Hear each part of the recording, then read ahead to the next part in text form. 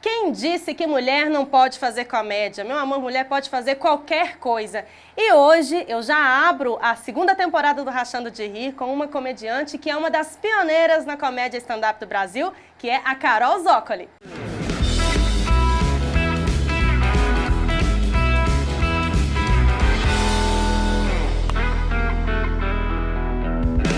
Eu racho de rir toda vez que eu vejo o vídeo dela na internet e eu quero muito ir num show dela ainda. Senhoras e senhores, eu apresento a nossa entrevistada de hoje, que é a comediante Carol Zócoli. Carol, obrigada por aceitar nosso convite. Imagina, Sara, obrigada a você pelo convite aí, com todo o pessoal de Betim. Eu amo Minas. O meu marido é de Minas, não. Ele é do Espírito Santo, mas a família dele é de Minas. Então, eu me sinto um pouco mineira, entendeu? Ah, você tem uma relação aqui com o estado, então. Alguma, é. É, entendi. O Agora, meu pai Carol, era mineiro. é mesmo? O meu pai nasceu em Uberlândia. Meu pai era de Uberlândia. Olha! Ah, Agora então, que eu lembrei que meu pai era mineiro. então você tem sangue de Minas correndo nas suas veias. Tenho sangue de Minas, gente. Eu tenho, Betim. Tô aqui. Daqui a pouco sai um uai aí. Um trem com certeza sai. É. Agora, Carol, me conta. Você é formada em filosofia pela USP, mas como que a comédia entrou na sua vida? Cara, Sara, foi uma coisa assim totalmente não planejada, né? Eu nunca pensei em ser comediante nada, eu sempre achei que eu fosse ser professora, né?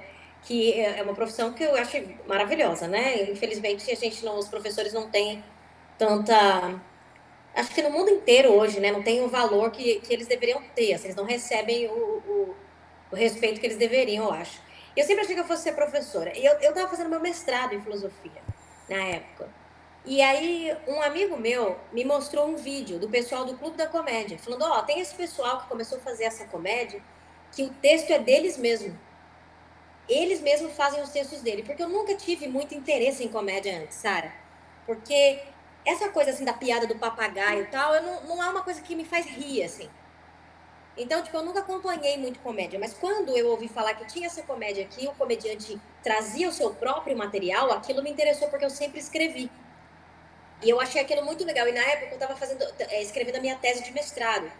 Eu ficava assim muito com a cabeça cheia e para descansar, às vezes eu escrevia umas piadas para descansar.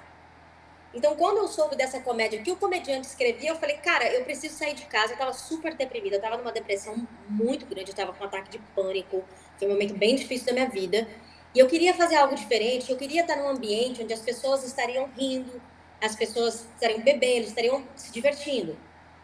E aquilo foi muito bom para mim naquele momento, sabe? De sair de casa, fazer uma coisa diferente e fazer as pessoas rirem. Aquilo me ajudou, inclusive, a sair da depressão, sabe? Então, foi assim. Aí, quando eu ouvi falar, eu falei, bom, o que é stand-up comedy? O que é isso? Aí eu comecei a pesquisar. E aí eu descobri que tinha uns livros em inglês, todos em inglês, que ensinavam como escrever uma piada e tal. Eu importei esses livros, comprei. Meu inglês era básico, de escola, igual todo mundo. E eu demorei 3 meses para ler o primeiro livro, que eu sou muito CDF mesmo. E aí eu comecei a escutar mais stand-up inglês, né, que tem muitos comediantes, tem comediante inglês, por exemplo, aqui eu tô em Toronto, né? Aqui eu convivo com comediantes que têm 30 anos de comédia. São mestres, assim, É uma entendeu? vida, né? A vida, são mestres, são pessoas com você pode aprender muito. Então, eu sempre gostei de observar esses comediantes que fazem comédia há muitos anos, sabe? Para aprender com eles. Então, nisso, eu comecei a aprender o inglês também. Foi aí que eu comecei a aprender o inglês. E aí foi assim que eu comecei. Aí, na cara de pau, escrevi 5 minutos, preparei, fui. A primeira vez foi horrível, ninguém riu. Mas eu acho que eu entendi o mecanismo, eu ajeitei o segundo show já foi melhor. As pessoas riram, foi bem melhor. Você começou em São Paulo, não foi isso? Isso. Agora, hoje você mora no Canadá e você conseguiu se estabilizar como comediante aí também. Quais são as diferenças de receptividade do público ou de fazer comédia aí? Quais as semelhanças, os desafios, enfim, como que é para você? Eu acho que o desafio primeiro é a língua mesmo, né, Sara? É difícil, como eu falei para você, o inglês, eu entendia, eu lembro que eu fiz um teste quando eu cheguei aqui, eu entendia o inglês, acho que uns 80%, eu entendia tudo que me falavam, mas eu nunca tinha falado. Eu nunca tinha viajado. O primeiro país que eu viajei fora do Brasil foi o Canadá, entendeu? Então, eu nunca estive num ambiente onde as pessoas falavam só inglês. Então, isso foi o primeiro desafio e o maior, eu acho, né? O segundo foi começar do zero. Eu comecei aqui no Open Mic mesmo, sabe? Eu comecei do zero, do zero, do zero. Então, isso sempre também é uma dificuldade maior. Mas eu Só aqui para também... explicar para as pessoas, muita gente que nos acompanha já sabe o que é o Open Mic, mas o Open Mic é o comediante que está iniciando e vai como convidado de um comediante, de um show, de um comediante principal, né? Isso aí no Brasil. Aqui, e aí, como é que é? Aqui, aqui a cena é muito maior, né? Existem muito mais comediantes e a cena é muito maior. Então, existem shows que são shows muito amadores. Shows amadores em que a pessoa vai lá, se inscreve e ela tem 5 minutos. Geralmente isso é em bar. Em um bar. O cara tá lá e o cara quer vender cerveja para amador, comediante amador, e ele abre essa noite e deixa o microfone aberto. Então, qualquer um pode ir lá. Inclusive, você ouve um monte de barbaridade, porque qualquer um pode ir lá e falar. Os malucos da cidade estão tudo nos open mic. É um horror, sabe? Então é assim. Então, é um negócio bem cruel mesmo, assim, o open mic aqui. Sabe? Mas você começou como Open Mic. Aí. Comecei do zero. Não conhecia ninguém aqui, mal inglês eu falava. E eu fazia o stand-up, mais aqui também, quando eu cheguei aqui, que aqui tem o Second City, não sei se você já ouviu falar. O Second City é um teatro de comédia, de improviso, de sketch, que é o maior do mundo. É de onde saiu Steve Carell, Tina Fey, Martin Short. Então, quando eu cheguei aqui, eu comecei a pegar aula no Second City também. Porque eu falava assim, eu pensava assim, se nada der certo, eu tiver que voltar pro Brasil depois de um ano, pelo menos eu aprendi alguma coisa diferente. Então, eu investi muito na sketch, né, também, no estudo do improviso da sketch também. Que, inclusive, agora, depois dessa pandemia, dessa loucura toda, eu tenho usado muito isso. Eu tô fazendo sketches pro Instagram. Porque eu não tenho como gravar, a gente tá aqui em lockdown de novo, a segunda onda chegou pra valer, gente, é pior que a primeira. Então, você vê que eu tô até de pijama, né? Tô com pijama de canadense aqui, porque eu tô em casa, ó. Bem home office, né? Bem figurino home office. Exato. Muita gente identifica. Exato. Então, assim, não dá pra eu não tenho como gravar stand-up. Então, eu pensei, o que eu posso fazer? Então, eu comecei a usar toda essa experiência com sketch que eu venho tendo aqui pra falar com o público brasileiro também.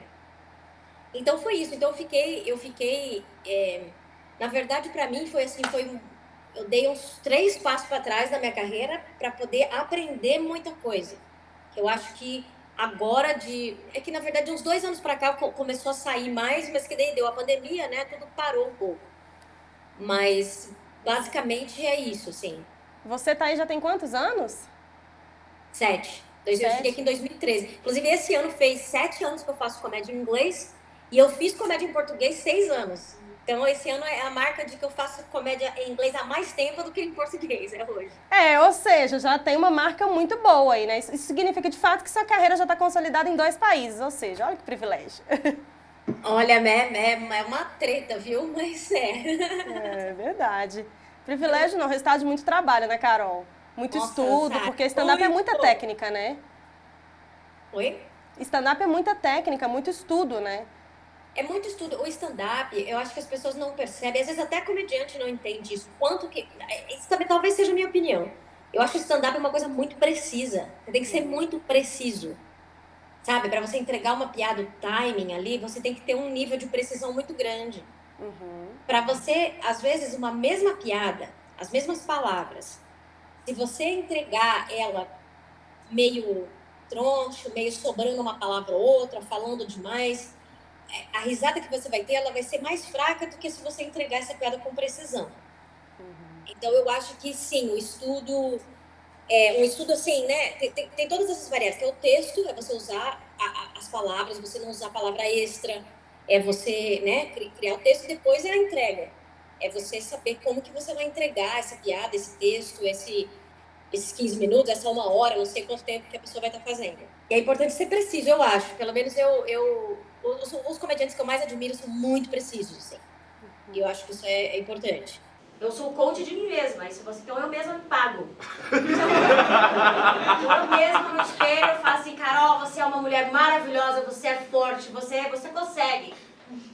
Na mesma hora eu já tiro ali uma...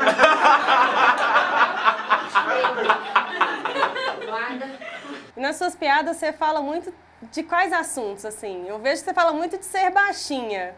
Como é que é isso? Eu acho, eu tenho duas coisas, assim, que é um negócio até... Que é uma coisa que fica até um pouco meio confusa na minha cabeça às vezes.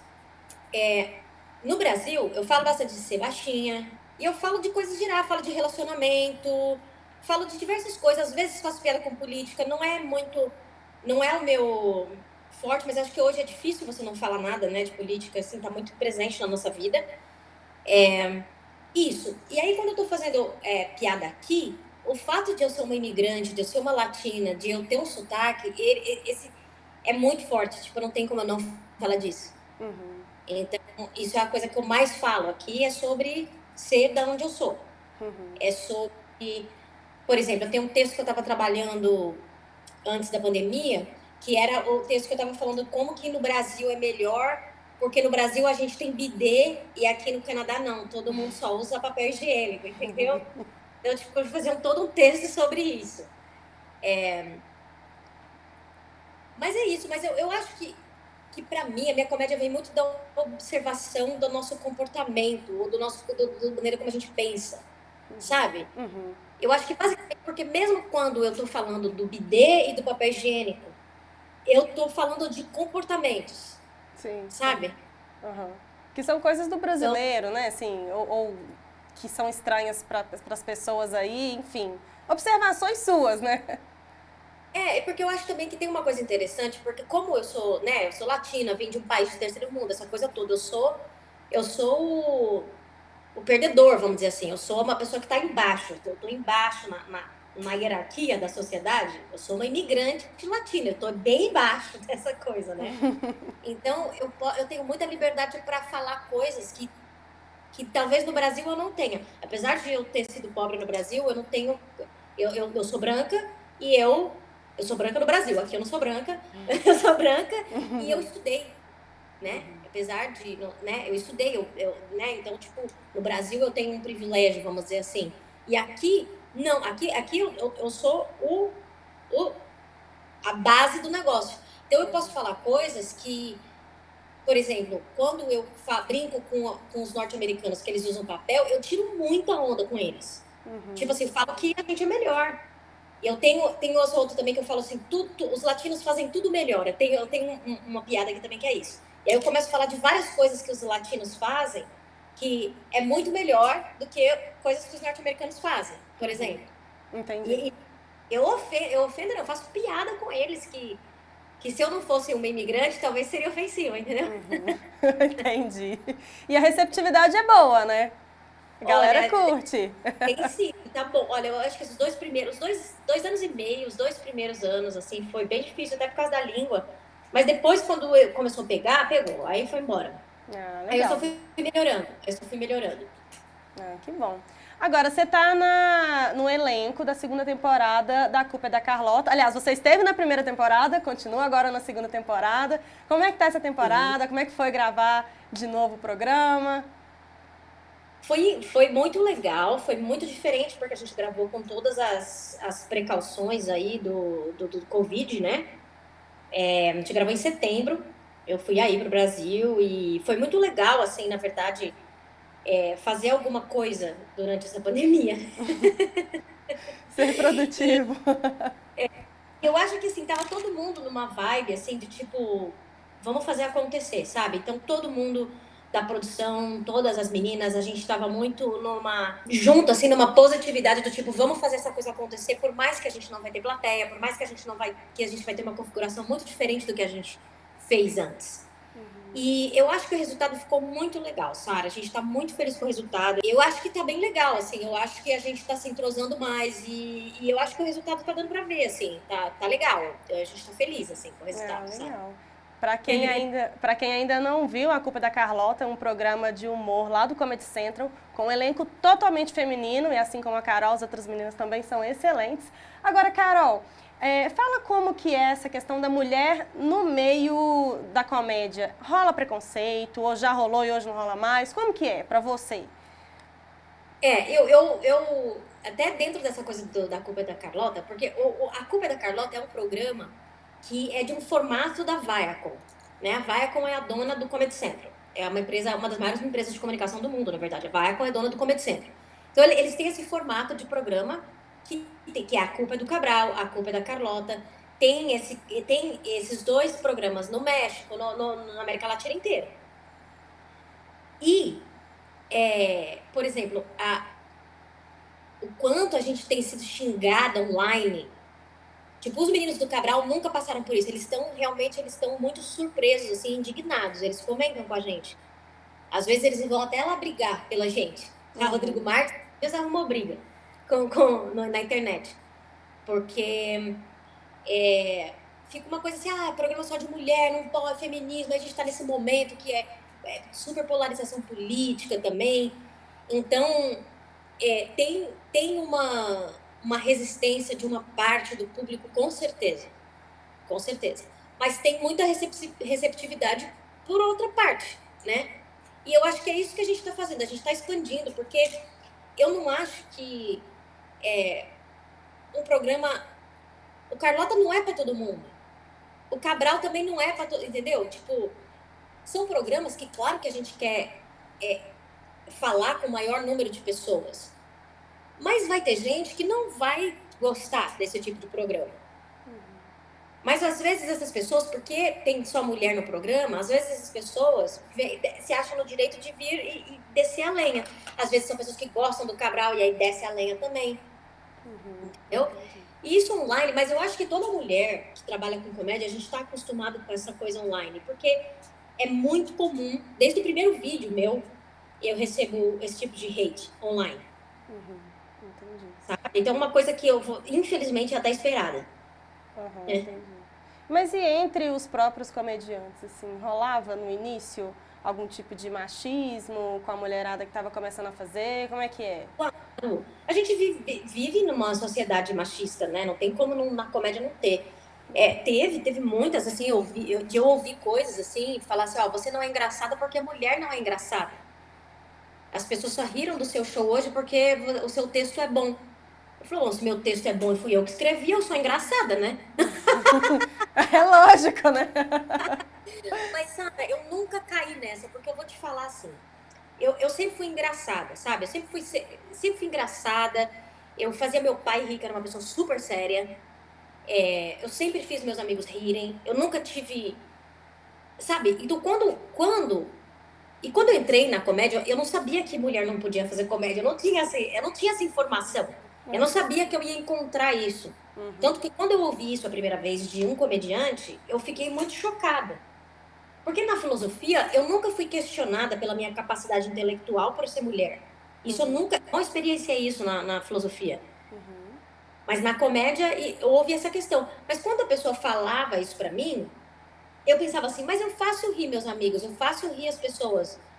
É mentira que não é engraçado. Eu nunca acreditei muito, sabe, Sara? E eu acho que deixou pra lá, né? Ignora, né, esse tipo de comentário.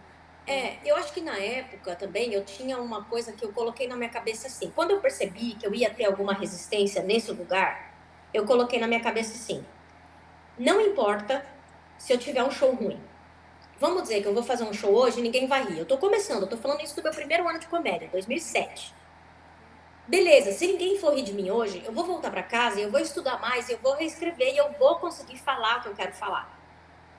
E eu pensava assim, ainda que ninguém ria do que eu vou falar hoje, o meu material é mais interessante do que de qualquer um desses. Aí... Sem mais produção. Então eu colocava na minha cabeça e falava assim, eu vou chegar onde eu quero. Eu tenho uma ideia do que eu quero dizer e um dia eu vou chegar. E estamos aí, nesse caminho ainda hoje. Então eu tinha essa delusão aí no começo que me protegeu, entendeu? Entendi, tá certo. E deu certo, né, Carol? Olha, deu, mas também eu sou muito também, sabe, Sara, eu sou de Mato Grosso, né? Fui criada em Mato Grosso, eu batia nos moleque, eu era meio bem, sabe? Então eu não tenho muito medo. Agora, eu tenho amigas, por exemplo, e principalmente aqui no Canadá, mais do que até no Brasil, que elas morrem de medo dos caras. Os caras falam qualquer coisa pra elas, que às vezes os caras são rudes, né? Principalmente aqui. Aqui eu tô até falando um pouco mais do Canadá, que é a situação que é um pouco pior ainda que do Brasil. Às vezes o cara, no open mic, por exemplo, vem e é rude com a menina. E a menina fica toda assim e vai embora triste, entendeu? E às vezes desiste de fazer. Eu nunca tive essa personalidade. Eu entendo isso, né? Cada um tem.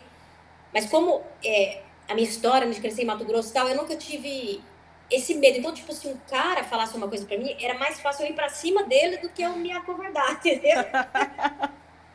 Inspiração, adorei.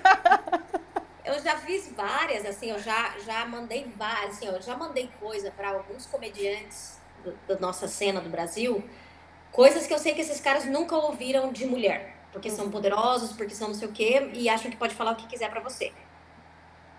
E eu já falei coisas que deixaram essas pessoas sem ter o que falar. E quietas, e me deixar eu ficar quieta na minha, entendeu? Então, tipo, eu acho que eu fui mais. Eu sou mais imbatível, assim, nesse sentido, sabe? Eu respeito todo mundo, óbvio, mas se ninguém me respeitar, eu vou pra cima! Cada Sara, um vou no pra seu cima. quadrado, cada um no seu limite, não enche o saco.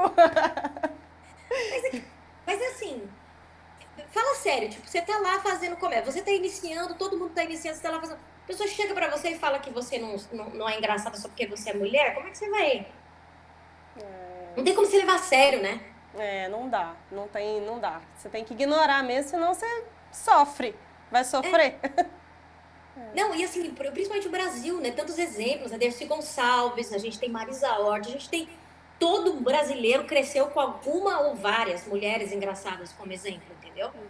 Que eu acho que tem essa diferença também. Eu acho que uma atriz engraçada ela é mais aceita do que uma comediante stand-up. Bem mais, bem mais. O stand-up, ele é uma coisa muito. Se a gente puder falar assim de energia masculina e feminina, sabe essa coisa quando dizem de energia masculina e feminina? Que daí nem tem a ver com homem ou mulher, é mais assim, né? Sabe essa coisa quando falam? Eu acho que o stand-up ele tem uma energia mais masculina nesse sentido. Porque você tá sozinho num palco, basicamente desafiando uma plateia de desconhecidos a fazê-los rir. É uma das coisas mais difíceis. Eu conheço gente que prefere morrer do que passar por uma experiência dessa. Entendeu? Entendi. Então eu acho que tem uma energia meio assim, ó, galera, agora comigo, entendeu? E eu acho que por causa dessa energia, muitos caras acham que só eles podem fazer, entendeu? Que isso é uma coisa deles. Mas tanto as mulheres podem ter momentos que é, né? A gente pode ser agressiva também, a gente pode ser, né? Como um homem também pode ter um lado mais sensível, mais feminino, que é o que a gente chama de feminino, né? Então, eu acho que essa característica do stand-up coloca as mulheres no stand-up numa situação um pouco mais delicada, porque eu acho que a atriz engraçada sempre foi muito aceita, eu acho. Mais aceita, talvez. E o que você diria para as meninas que estão começando no stand-up agora, que estão querendo começar? Cara, eu primeiramente, eu diria para tentar fazer outra coisa, porque nessa pandemia eu não sei como é que vai ser, né? Eu não sei. A gente não sabe, porque é realmente isso, Sara. Inclusive aqui, a gente está numa situação muito complicada, porque eu, por exemplo, eu era uma comediante que a base do meu trabalho e da minha renda vinha de show ao vivo. Era show ao vivo. Não dá mais. Ou dá para fazer de uma maneira muito diferente, que não era a maneira como a gente fazia antes.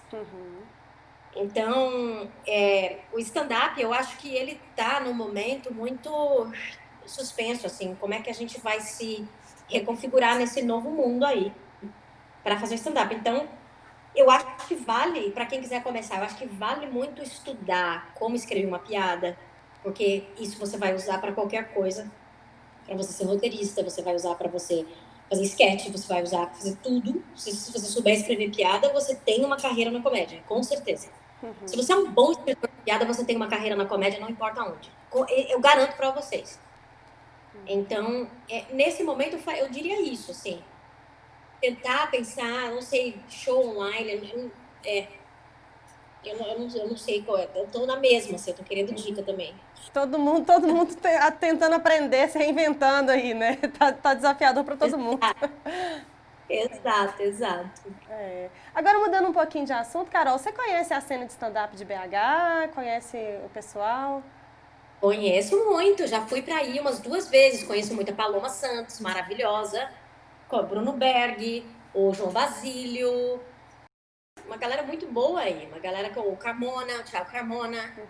Conheço muito, conheço ó, de 1000 anos essa galera. Ah, que bom. A gente espera que você venha aqui, então, de novo, quando essa loucura passar. Então, os meninos abriram, o Bruno Berg abriu um comedy em BH. Isso. E eu já tava assim, ó, tava com o dedo já para falar, porque eu ia pro Brasil, eu sabia que eu tava indo pro Brasil esse ano, era para ter ido em maio, para gravar o Carlota, a gente ia gravar em maio. A gente acabou gravando em setembro por causa da pandemia, mas a programação era maio. Então eu já tava em contato com, querendo, sabe assim, falando, vou falar com o Bruno Berger para eu ir lá para BH, quando eu for pro Brasil agora eu já passo mais BH. Mas aí deu esse problema da pandemia. Torcer aí para ano que vem a coisa voltar ao normal, né? Ai, tomara, gente. Eu quero ir, quero muito ir. Meu marido também, a gente estava muito falando de ir para Minas. Para Minas, ele gosta muito de ir para Mariana, ele gosta muito de ir para cidades históricas. E eu nunca fui, né, para Ouro Preto, essas coisas a gente quer ir. Ah, você vai adorar. Vai ser muito bem-vinda de novo aqui em Minas Gerais. Ah, com certeza. Amo Minas, amo. Tenho sangue mineiro, tenho sangue mineiro. Verdade. Em algum momento vai sair um ar e um trem aí que eu sei. Carol, já caminhando para o final agora, deixa aí suas redes para o pessoal te acompanhar, onde que as pessoas te encontram. Se você quiser falar também de algum projeto que você está tocando aí agora, pode ficar à vontade, o momento é seu. Beleza. Eu tô nas redes, no Instagram, eu tô @ZócoliCarol, TikTok eu tô @CarolZócoli, Twitter Carol Zócoli também. E se você quiser assinar minha newsletter, né, eu mando o e-mail mensal com as minhas novidades, meu conteúdo e tal, vai lá no meu site carolzocoli.com.br. Carol, mais uma vez, então, obrigada aqui por participar do Rachando de Rir. Obrigada por abrir essa temporada. Obrigada a você, Sara. Eu espero que a temporada seja de muito sucesso. E obrigada. Obrigada. Um beijo para você e sucesso. Um beijo, Sara. E se você quer ver todos os programas lá do Rachando de Rir, acesse girabetim.com.br e também nas nossas redes sociais no Instagram, no Facebook e no YouTube. Tchau!